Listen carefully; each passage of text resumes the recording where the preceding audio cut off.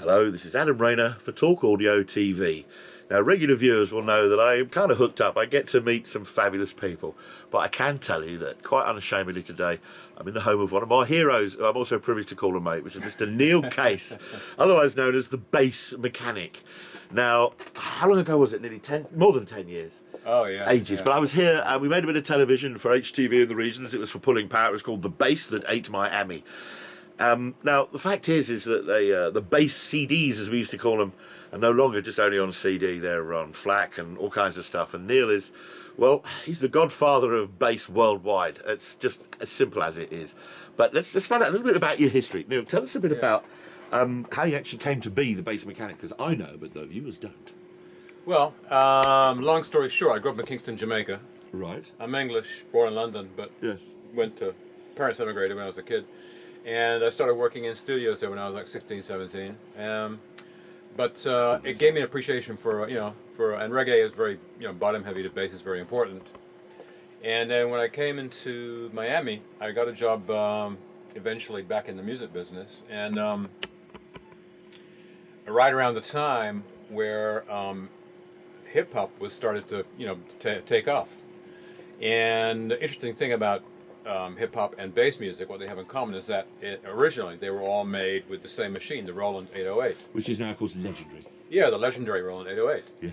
So, and the 808 had a kick drum in it that could be tuned higher and lower, and you could also change the amount of decay on it. Ooh.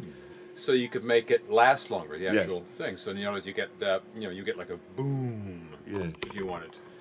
And New York being a more urban environment, in terms of a city, the guys would make the beats and rap over them, and they would have boom boxes. Yes. They walk around boom boxes, and they would have street parties and stuff, but not so many automobiles there.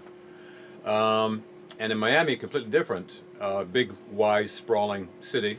Yes. And you actually have to have a car to get around. And if you have a car, you've got your tunes in there.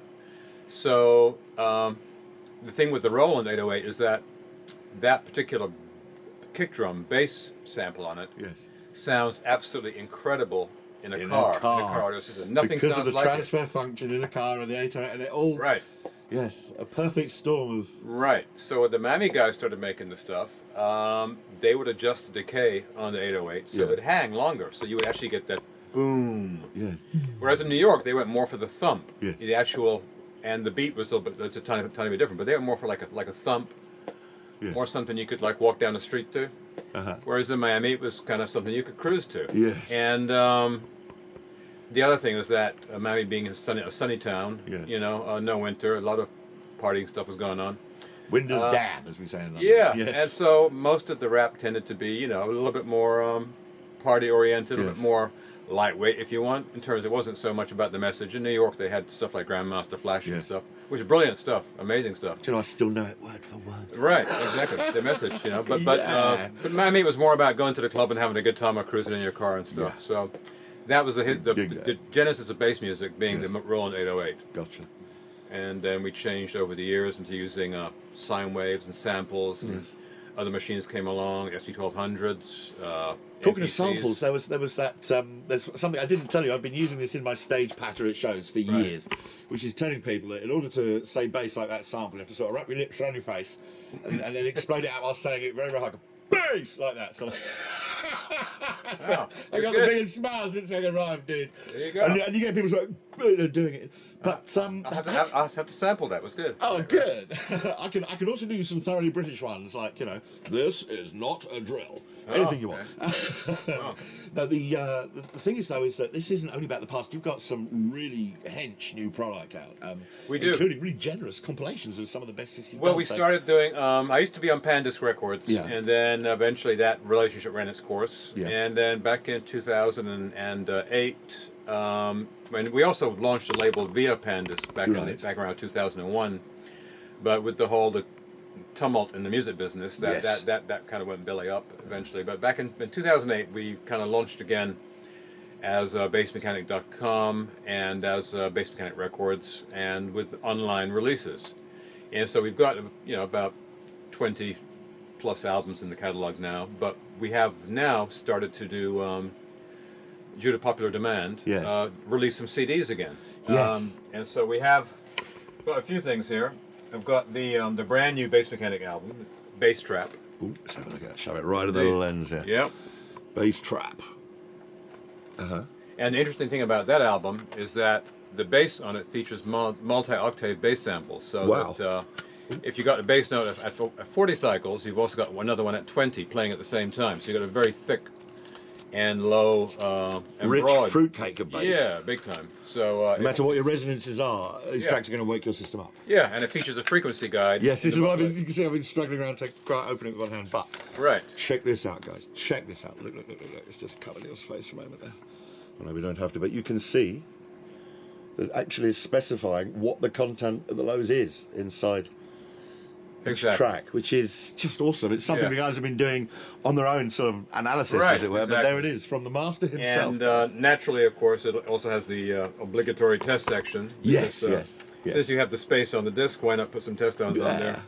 Just in case you want to hear 53 cycles for some reason, or 27. I can't tell you, the 33 hertz has no particular significance for you at all, does it? Well, that's supposed to be the cycle, the hertz that will bring a woman to orgasm. You know this. I heard this from Todd Ramsey years ago. It's deep into the British psyche, though, now. They know all about this in car audio. Right. And it was just, there was a guy who filled up the rest of a disc with just that. It's one of the tones the proper droppers guys use. But and that's another question. Do you know anybody might want to pick up a bass testing format, you know? Well, I've never actually experimented with that, but I've often wondered what somebody didn't actually make an actual bass vibrator. Yes. Shoot at 33 cycles. Yeah, maybe they did. Good old Ann Summers. Meanwhile, but I digress. Yes, that was my fault. Sorry. So anyway, but next up we have Bassballin', the Crunk Collection. That is actually a compilation of the best of the new Bass Mekanik records from the last 5 years, 2008 onwards. It's got a bunch of tracks on there, and they're all selected by actual download figures. So they actually are the most favorite tracks that people have liked over the last 5 years. So it's a CD selected by online downloads. Yeah, exactly. Cool. So so it's current. Big package on there. You got 17 tracks on it, plus the test section. Wow, what's up to love? Some really good stuff on that. Brilliant. And we also have DJ Billy E. How old was he when I was here last? He was a boy. He's a man now. I think he's probably like 14 maybe. I don't know. Yeah. Right. Although he was driving. Right. And we're seeing the same vehicle later, which his transmission's a bit old. But meanwhile, this is his latest. But there you go. Latest one, DJ Billy E. Trap City Bass. Trap City Bass. Yeah. So. And that again, of course, you guys are kind of generous. There are, it's not just like 7 or 8 tracks. That's value for your bass pound, girls. Yeah. Awesome. And all will be available in a couple of months through our website in progress. Yes. Which is really important. So undergoing a renaissance. Yes. And also, if anybody wants to buy quantities, dealers. Yes. Listen up. I will hook you up. Yeah. We can ship. Yes. Yeah. Brilliant.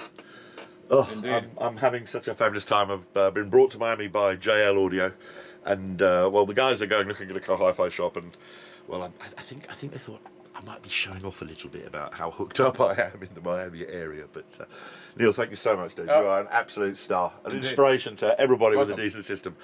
And I just say thanks to Adam and Sainsbury's for an awful lot of tea. Yes, yes. Adam Rayner and Mr. Neil Bass Mekanik Case signing out for Talk Audio TV.